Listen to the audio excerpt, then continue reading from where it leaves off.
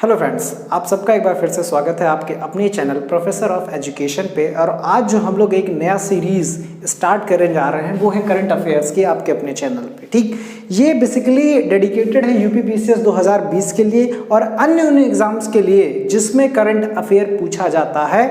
और इस सेक्शन के तहत हम टॉप 5 न्यूज़ को कवर करेंगे। ठीक, पर डे या फिर अल्टरनेट डेज पे आपको टॉप 5 न्यूज़ मिलेंगी। एक तरीके से आप समझिए, अगर आपको 5 न्यूज़ डेली मिल रही है, ठीक, और महीने में 30, लगभग 150 न्यूज़ आप एक महीने में कवर करते हैं। और वहीं अगर मैं इसको 6 से मल्टीप्लाई कर दूँ, 6 मंथ्स की होगी चीज़ें, तो 30 लगभग 900 या इक्विवेलेंट टू 1000 न्यूज़ आपके टोटल कवर हो जाएंगी, जो कि किसी भी एग्ज़ाम के लिए पर्याप्त होंगी। और यहाँ पे आपको एनालिसिस करके न्यूज़ लाई जाएगी, अन्य चैनलों की तरह ये नहीं कि या फिर न्यूज़पेपर की तरह न्यूज़ का भंडार नहीं लगाया जाएगा। एनालाइज करके लेके आया जाएगा, पेपर ट्रेंड के अनुसार होंगी चीज़ें जो आपको डायरेक्ट एग्जामिनेशन में मिलेंगी। ट्रस्ट कीजिए, पेपर देखिए प्रीवियस ईयर का, आपको वैसे ही क्वेश्चंस मिलेंगे जैसे कि यहाँ पे पढ़ाए जाएंगे। ठीक है, तो बिल्कुल डटे रहिए, एग्जाम्स की तैयारी करते रहिए, करंट अफेयर कवर करते रहिए। करंट अफेयर पढ़ने का सबसे बेहतरीन तरीका यही होता है, छोटा छोटा इन्वेस्टमेंट किया, 5-5, 10-10 न्यूज़ का इन्वेस्टमेंट किया, एक दिन वो भंडार तैयार हो जाएगा आपका। अगर भंडार लेके पढ़ने बैठेंगे तो नहीं होने वाला, लिख के दे दूँ आपके लिए। चलिए, अच्छा, हम शुरू करते हैं अपना करंट अफेयर का पहला लेक्चर, जो कि सिप्री की रिपोर्ट से स्टार्ट करते हैं। अब ये सर सिप्री क्या है? तो SIPRI Stockholm international peace and research institute इसका नाम है। ये एक रिपोर्ट जारी करता है, हिंदी में स्टॉकहोम अंतरराष्ट्रीय शांति एवं शोध संस्थान ये होगा। ठीक है, इसका एस्टैब्लिशमेंट किया गया था 1966 में। ये करता क्या है? बेसिकली ये दुनिया भर में आप जानते होंगे हथियारों की होड़ मची है, किस देश के पास कितना हथियार, कितना घातक से घातक हथियार है, न्यूक्लियर वेपन्स तक की चीज़ें हो गई हैं, लेकिन सबका सब कोरोना के आगे धरा रह गया। खैर, तो ये इस पर काम करती है। इसने अभी एक अपनी रिपोर्ट जारी की है, ठीक है, जिसमें इसने ये बताया है कि जो दुनिया में हथियारों की क्या कहते हैं तेजी बढ़ी है, वो 5.5% की वृद्धि देखी गई है, इंक्रीमेंट देखा गया है। कि देश जो है सारे वर्ल्ड लेवल पे बात कर रहा है, वर्ल्ड लेवल पे 5.5 बहुत बड़ा मायने रखता है।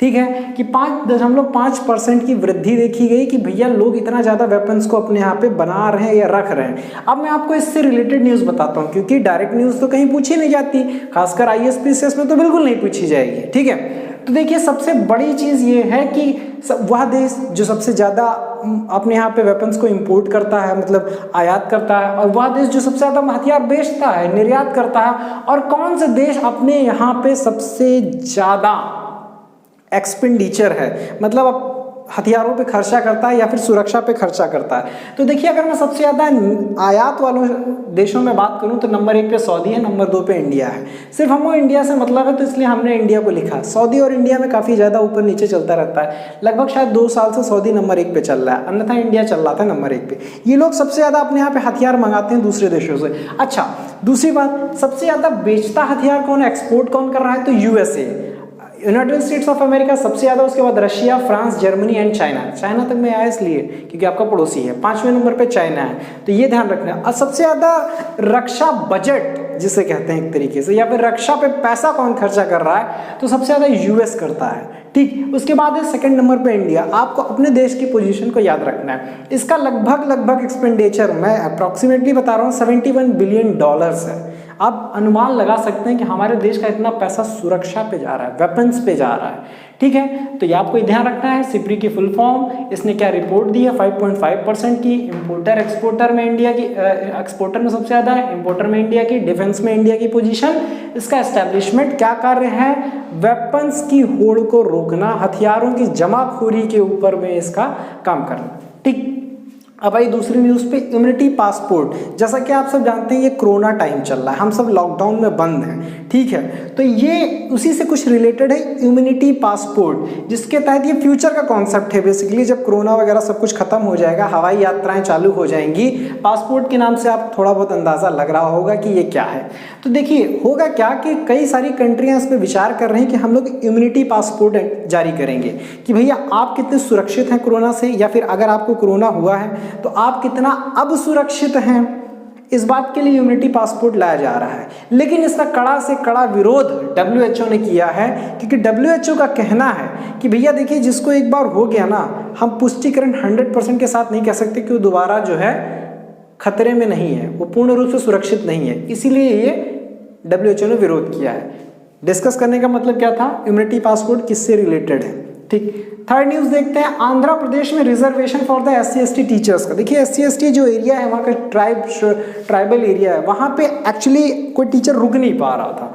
तो वहाँ आंध्र प्रदेश की गवर्नमेंट ने क्या किया कि कहा कि नहीं, वहाँ पे जो टीचर की नियुक्ति होगी उसमें 100% SC/STs की सीट्स को इन्होंने बुक कर दिया। ये मामला चैलेंज हुआ, जाहिर सी बात है, रिजर्वेशन 100% तो हो नहीं सकता है। ये मामला चैलेंज हुआ, सुप्रीम कोर्ट की 5 जजेस बेंच ने इसको, ये 100% reservation for the ST teachers को अनकॉन्स्टिट्यूशनल, असंवैधानिक घोषित कर दिया। कहा कि नहीं, आप 100% नहीं कर सकते, आप वहाँ पे सुरक्षा प्रदान कीजिए, आप वहाँ पे व्यवस्थाएं, लॉ एंड ऑर्डर मेंटेन कीजिए जहाँ पे टीचर्स की नियुक्ति हो रही। ये कौन सा तरीका होता है कि आप फुल क्या कहते हैं, रिजर्वेशन उस कम्युनिटी, उस कास्ट, उस रिलीजन के नाम कर दें? ये कोई तरीका नहीं हुआ। इसीलिए सुप्रीम कोर्ट के जजेस ने कहा कि ये अनकॉन्स्टिट्यूशनल है। Article 14 right to equality and article 51 जिसमें डिस्क्रिमिनेशन के ग्राउंड्स दे रखे हैं, आर्टिकल 16 इक्वल अपॉर्चुनिटीज वगैरह का इन्होंने क्या कहते हैं, खंडन किया। कहा कि ये अनकॉन्स्टिट्यूशनल है इन आर्टिकल्स के आधार पे और ये नेचुरल जस्टिस के विरोध में है। ठीक है, ये बात हो गई आंध्र प्रदेश। बहुत इंपॉर्टेंट न्यूज़ है। खैर, अब हम मूव करते हैं चौथे पॉइंट पे, CVC चीफ विजिलेंस कमिश्नर की अभी नियुक्ति हुई है संजय कोठारी जी की। ठीक है, और अपने राष्ट्रपति जी ने इनको मास्क पहन के क्या कहते हैं, ओथ दिलाई थी, शपथ दिलाई थी, इनका ग्रहण करवाया था। अच्छा, इनके टेन्योर की बात कर लें तो ये 4 साल या फिर 65 साल की उम्र अगर इन्होंने प्राप्त कर ली तो ये रिटायर हो जाएंगे। अच्छा, ये काम किस लिए करती है, काम CVC का काम क्या है? ठीक है, तो CVC देखिए एक करप्शन प्रिवेंशन एक्ट बना है, भ्रष्टाचार अवरोध अधिनियम, अगर मैं सही हूँ हिंदी में तो, ठीक, 1988 में ये लेकर के आया गया था। इसके तहत ये कार्रवाई करते हैं, जो भी पब्लिक सर्वेंट है, सरकारी लोग हैं, इन पर इनकी नज़रें रहती हैं और ये उनको सर्वेलांस पे रखते हैं, उन पे कार्रवाई करने का बेसिकली इनका काम है। ठीक है, अब आपके साथ एक क्वेश्चन है कि इसको किस कमेटी ने रिकमेंड किया था CVC बनाने के लिए? ये आप थोड़ा सा ढूंढ के लाइएगा, आपको इंटरेक्टिव सेशन बना रहा हूँ 2 वे सेशंस में। ठीक, अब इनका अपॉइंटमेंट कौन करता है? प्रेसिडेंट करता है। लेकिन क्या प्रेसिडेंट अपने आप कर देगा या किसी एग्जाम से घूम के आएंगे ये लोग? नहीं, तो इनको सजेस्ट किया जाता है, रिकमेंड किया जाता है, किसके द्वारा? प्रधानमंत्री के द्वारा, होम मिनिस्ट्री और लीडर ऑफ अपोजिशन, ये 3 लोग मिलकर सजेस्ट करते हैं। आपने पेपर में न्यूज़ में देखा होगा कि सोनिया गांधी जी और कांग्रेस के लोग काफ़ी आहत हुए थे, उन्होंने इनके अपॉइंटमेंट का काफ़ी विरोध किया था। लीडर ऑफ अपोजिशन बेसिकली कोई डिस्प्यूट से वो किसी और को चाह रहे थे वगैरह वगैरह, अगर आप न्यूज़पेपर पढ़ रहे होंगे तो। खैर, ये ट्राई मेंबर 3 मेंबर बॉडी होती है, इसमें 3 लोग होते हैं। संजय कोठारी जी एक चीफ हैं, इसके चीफ कमिश्नर हैं, 2 और कमिश्नर्स होंगे, समझ रहे हैं आप? चलिए ठीक, ये मोस्ट इंपॉर्टेंट न्यूज़ है, इससे तो बिल्कुल ही प्रश्न बनना चाहिए कि नेशनल पंचायती राज डे 24 अप्रैल सचिन तेंदुलकर जी का बर्थडे भी होता है इस दिन। ठीक है, कॉन्स्टिट्यूशनल बॉडी का इसको दर्जा दिया गया था, मैं बताऊंगा अभी क्यों न्यूज़ में आया, लेकिन इससे पहले इसका थोड़ा सा बैकग्राउंड जानते हैं कि इसको कॉन्स्टिट्यूशनल संवैधानिक दर्जा दिया गया है 93rd अमेंडमेंट 1992 में। ये 1992 ईयर है और ये संशोधन है हमारे किसमें? संविधान में, जिसके तहत आर्टिकल 243 में आपको इसकी छवि मिल जाती है। अभी हुआ क्या, इस 24 अप्रैल 2020 को हुआ ये कि ई-ग्राम स्वराज पोर्टल लॉन्च किया गया और साथ ही साथ स्वामित्व योजना लॉन्च की गई। ये दोनों योजनाएं बहुत महत्वपूर्ण हैं। क्या करेगा इस पोर्टल से? ये सर्विलांस करेगा, रियल टाइम सर्विलांस करेगा कि आपके ग्राम पंचायत में क्या चल रहा है। और स्वामित्व योजना क्या करेगी? ये ड्रोन से आपके गांव की मैपिंग करेगी। जी हाँ, अभी शुरुआत में जिन राज्यों में लागू की गई है, कर्नाटक, यूपी, मध्य प्रदेश, उत्तराखंड, महाराष्ट्र, हरियाणा, इन जगहों पे लॉन्च की गई है। धीरे धीरे ऑल ओवर इंडिया लॉन्च किया जाएगा।